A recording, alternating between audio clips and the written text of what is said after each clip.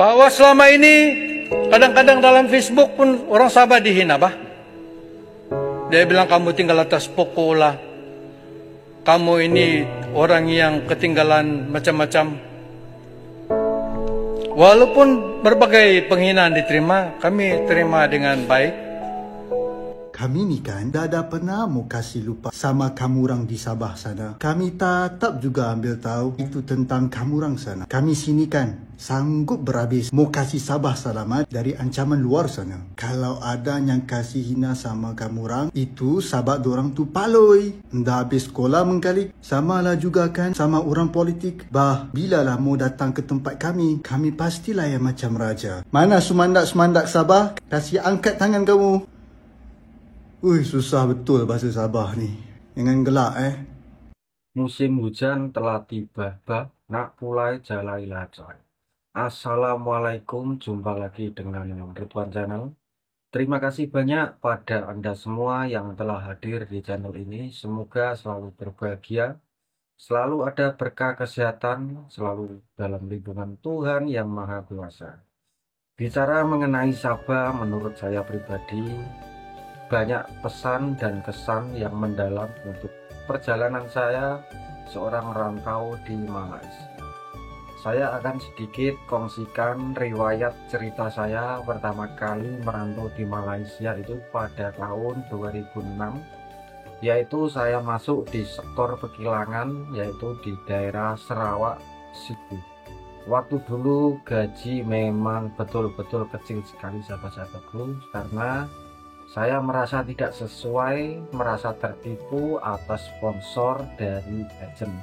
Makanya untuk semangat bekerja saya tidak ada. Akhirnya selama start pertama masuk bekerja di sektor perkilangan sampai bertahan hanya 3 bulan, akhirnya saya dikeluarkan.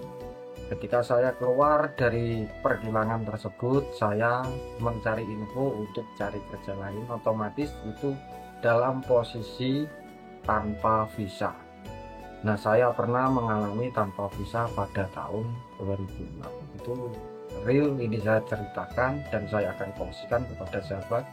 Semoga ada berkah dan manfaat untuk kalian simak.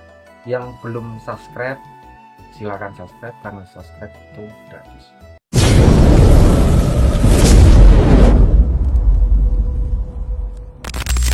Singkat cerita, suatu ketika waktu itu ada pergaduhan di tempat pekerjaan saya, hingga dia orang sampai meninggal.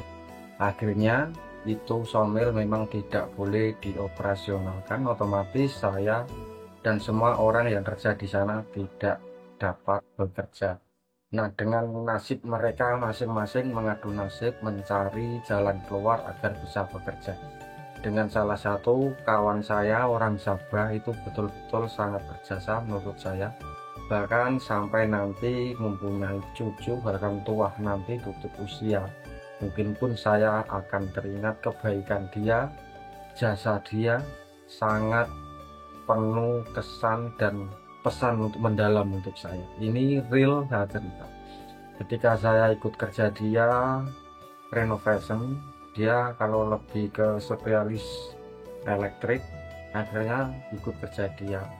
Ketika selang beberapa bulan kemudian dia ada mau balik kampung di Sabah, dia mempunyai kampung tuh di Sandakan. Nah, jauh-jauh hari sebelum dia balik kampung ada cakap saya, Ridwan, you nak tak ikut saya balik kampung ke Sabah? Saya terus cakap sama dia, macam mana saya nak balik kampung, pasal saya punya paspor, visa tak ada mana. Lagi dia cakap lagi dengan saya, oke, tak apa, kalau you betul-betul nak ikutkan saya pergi Sabah, nanti saya cari informasi macam mana nak boleh hidupkan you punya paspor. Kalau dulu bagi hidup paspor itu senang, pasal kalau sekarang susah. Kalau dulu betul senang. Dia bagi hidupkan paspor saya dekat Intikong sana, Pebedu. Akhirnya otomatis saya paspor punya visa hidup, tapi terus ikut dia balik di Sandakan. Nah, ketika sampai di sana hampir 1,5 bulan, lebih tepatnya hanya dia yang sempat bagi makan, rokok, macam-macam ada kerja, tapi sedikit-sedikit saja. Dia pun memang betul-betul berhati malaikat lah menurut saya. Nah, suatu ketika beberapa hari dia dapat telepon daripada GL. Dia punya kawan ada kerja GL. Dia nama Alay. Yuna tak kerja ikut saya di KGL. Kalau Yuna jom pergi sini saya bagi kerja. Nah, terus tuh Alay cakap sama saya, Wan, saya ada kawan, nah, bagi tahu info kak saya nak kerja di KGL. Nak tak? Kalau nak jom kita pergi sama-sama. Bila mana itu kerja senang buat, kita buat sama-sama. Oke, saya ikut pergi KL. Berkat dia sampai KL, sampai mana-mana itu lebih tepatnya dia yang membawa saya. Luar biasa betul. Bahkan sampai sekarang mulai dari akses media sosial apapun saya cari tidak jumpa. Pengen tahu kabar dia serius. Nah, ini mengenai negeri Sabah adalah negeri yang komoditinya terbesar merupakan penghasil minyak sawit di Malaysia. Bahkan yang tahun-tahun dulu menyumbang hasilnya 25% ke negara. Kalau untuk yang sekarang tahun 2003 kemarin, merujuk data, Sabah merupakan negara penghasil minyak sawit terbesar di Malaysia. Dengan total area tertanam melebihi 1,5 juta hektar atau sekitar 27% dari total area perkebunan sawit Malaysia yang mencapai 5,7 juta hektar. Ini laman resmi pada data Malaysia tahun 2003 kemarin. Nah, ini kalau menurut saya pribadi bicara Sabah. Sabah adalah menurut saya untuk Malaysia sumber utama penghasilan Malaysia, yaitu sumber daya alamnya. Itu SDA-nya memang tinggi ya. Kalau untuk di lebih tepatnya kalau untuk di Indonesia sama halnya seperti Papua. Namun itu daerah yang kaya akan sumber daya alam namun ditinggalkan. Kenapa ditinggalkan? Ditinggalkan akan kemajuannya, akan pembangunannya itu daerah dulu. Kalau untuk daerah sekarang mungkin sudah fair dalam berpolitik.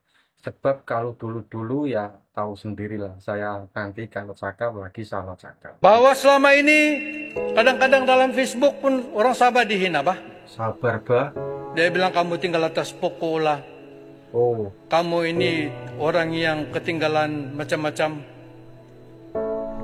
Walaupun berbagai penghinaan diterima, kami terima dengan baik. oh Kami my tahu God. kelemahan kami, kekurangan kami selama ini di dalam negara Penyampaian ini. yang tulus dalam persidangan. Kalaulah sekiranya semua hasil minyak kami yang peroleh, minyak kami boleh dapat lebih daripada 60 bilion setahun. Oh, banyak, Daripada guys. 300-400 barrel minyak dalam setong dalam satu hari, kita akan punya uang berbilion-bilion untuk negeri Sabah. Wow. Tapi kenapa kita mundur?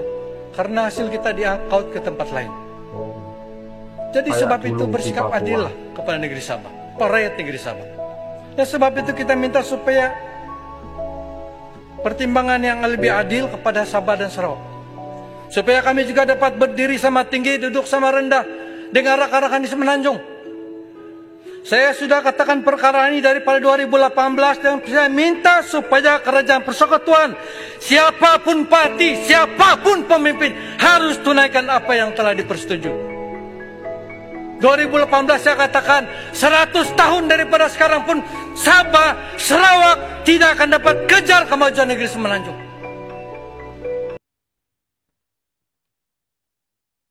Wah. Ternyata betul seperti mana sisi pandang saya mengenai daerah Sabah. Kalau untuk saya pribadi, negeri Sabah itu betul kaya. Kalau untuk di versi negara Malaysia. Negeri Sabah merupakan negeri penghasil sumber daya alam terbesar di Malaysia, yaitu seperti contohnya penghasil terbesar minyak sawit di Malaysia. Bahkan sampai hampir 1/4% dia menyumbangkan ke negara Malaysia. Namun untuk pembangunan kemajuannya itu tertinggal dengan negeri Semenanjung. Oke, seperti itu sahabat-sahabatku. Saya minta maaf bila mana ada narasi saya kurang tepat. Di video ini saya tidak ada berniatan untuk campur tangan tentang politik negara Malaysia. Hanya untuk mereaction tentang Sabah sebab saya pribadi, saya dan Sabah dan orang Sabah ada pesan dan kesan mendalam untuk diri saya pribadi. Ya, mempunyai sejarah riwayat yang begitu amat bermakna untuk saya. Oke, terima kasih buat penonton Ridwan Channel yang telah setia menonton konten-konten saya. Terima kasih banyak yang sudah subscribe dan yang belum subscribe silakan subscribe karena subscribe itu gratis. Oke, sampai di sini Ridwan Channel menemani waktu Anda. Semoga menjadikan informasi dan konten-konten yang menarik Anda simak. Assalamualaikum warahmatullahi wabarakatuh. Jumpa lagi di konten Lounge.